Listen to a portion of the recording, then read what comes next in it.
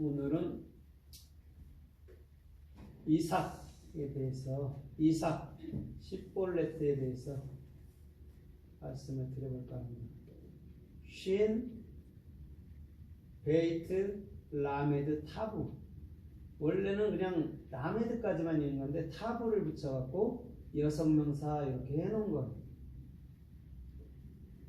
그러면 쉰이라는 하나님의 올바른 비전은 분명히 내 마음으로 들어와야 돼요. 바깥에 있으면 안 돼. 쉽게 말하면 성경 말씀, 성경책만 좋으면 안 돼. 그 말씀이 내 베이트라는 마음 안으로 들어와야 돼요. 그러면 그 진리를 익혀서 십자가가 뭔지 정확히 보여주고 알 수 있는 그런 참된 신앙생활을 할 수 있다라는 것이죠. 그런데 오늘 보면, 본문에 보면 땅이 스스로 열매를 맺는다라고 얘기하는데 스스로 열매를 맺는 건 없어요. 그죠? 스스로. 주님이 아니면 가능치가 않아요. 이거 해석이 약간 조금 부족해요. 잘못됐어요. 여기서 땅이라는 게 아레츠지. 아레츠는 분명히 아레츠라는 땅은 어디라고 제가 늘 누차 말하죠?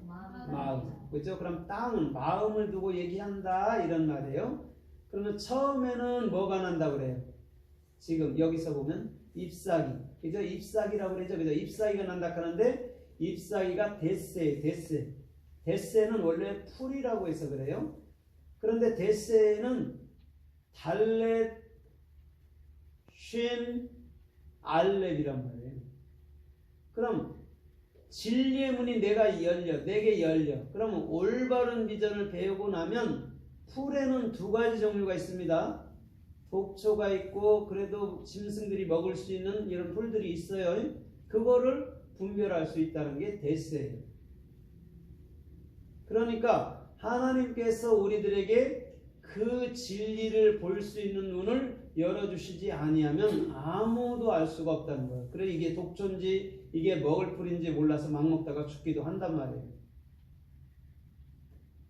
그 다음에는 뭘 또 말씀하고 있죠? 지금 분명 이삭은 아까 설명했고, 그죠? 이삭은 설명했잖아요. 내 마음속에 올바른 비전을 익혀서 그 비전으로 말미암아 십자가를 알고 십자가를 보여주는 것이 참으로 이삭이라는 십볼레트라고 말씀하고 있습니다.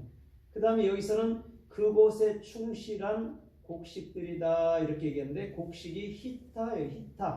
히타는 헤트, 테트, 해. 그러면 뭐냐면 그리스도의 생명의 영으로 말미암아 참 선으로 올바른 영의 사람이 되는 것을 히타, 알곡 아니면 곡식 이렇게 말씀하는 거예요. 그러면 이게 지금 네 단계로 주님 말하지만 이것이 지금 우리 마음속으로 다 이루어져야 되는 모든 것들을 우리 주님이 보여주고 있다는 것이죠. 그런데 그 위에 보면 씨 뿌리는 비유가 끝나고 나서 지금 이 말씀을 한단 말이에요. 그럼 씨 뿌리는 비유도 우리 마음판에 그리스도께서 뿌려줘야지만이 30, 60, 100으로 이러면 참으로 열매 맺어 자랄 수 있다는 거예요. 그러면 그 씨는 뭐죠? 씨는 그리스도고, 그죠? 그리스도는 뭐죠? 성경 66권에 그것도 온전된 참 말씀이란 말이에요. 그냥 율법적으로 문자적으로 그냥 증거하는 게 아니고 그 안에 내면에 숨겨져 있는 깊은 뜻들을 발견해서 그것을 우리 가운데 뿌려준다라는 거예요. 그래 놓고 나서 본문에 땅이 잎이 나고 이삭이 나고 열매가 풍성 맺는다 이렇게 지금 말씀하는 거예요. 이거는 스스로 여러분들 할 수 있는 사람은 단 하나도 없어요. 주님이 우리 마음 가운데 씨 뿌리고 그것이 자라가게 한다라고 지금 본문은 말씀하고 있다라는 것이죠. 그러면 이 십볼레트라는 이 이삭이라는 그 뜻이 또 성서에 어떻게 쓰였고 어떻게 말씀하나 우리가 좀 살펴보면서 또한 은혜를 받아보도록 하겠습니다. 마태복음 12장에 보면 제자들이 안식일에 밀밭 사이로 걸어가거든요.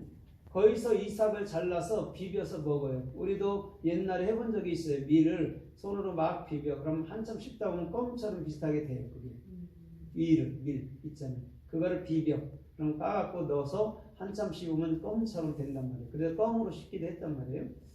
그런데 이삭을 잘랐다고 말한 게 지금 본문의 10볼레트란 말이에요.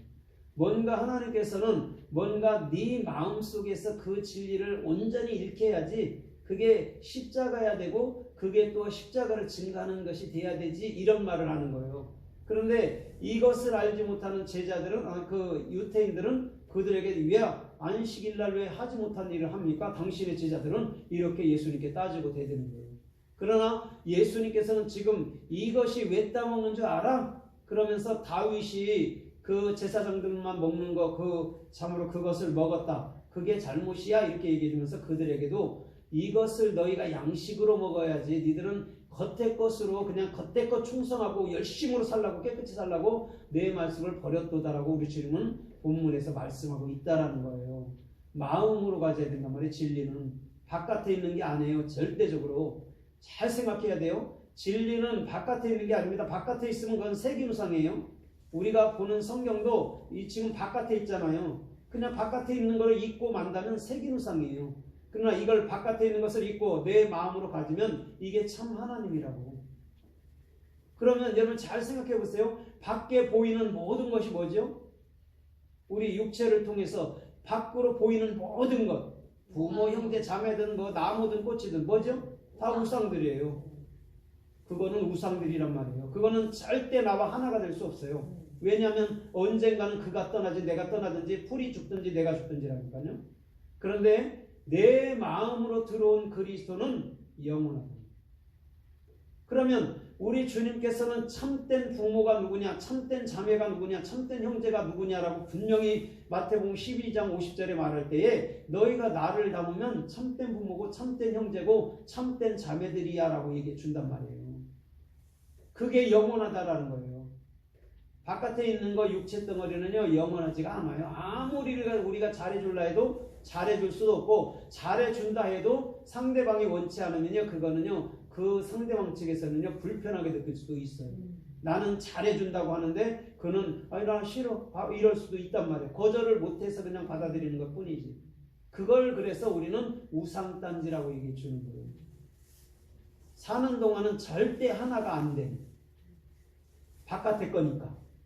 그런데 안의 것은 요한복음 17장 20절의 말씀처럼 아버지와 내가 하나인 것처럼 저들도 우리와 하나 되게 하옵소서 그런다고. 안에 있는 것은 영원해요. 하나로. 그런데 바깥에 있는 거는요. 둘만 돼도 싸워요. 그래서 바깥에 보이는 모든 것들이 세기누상이라는 거예요.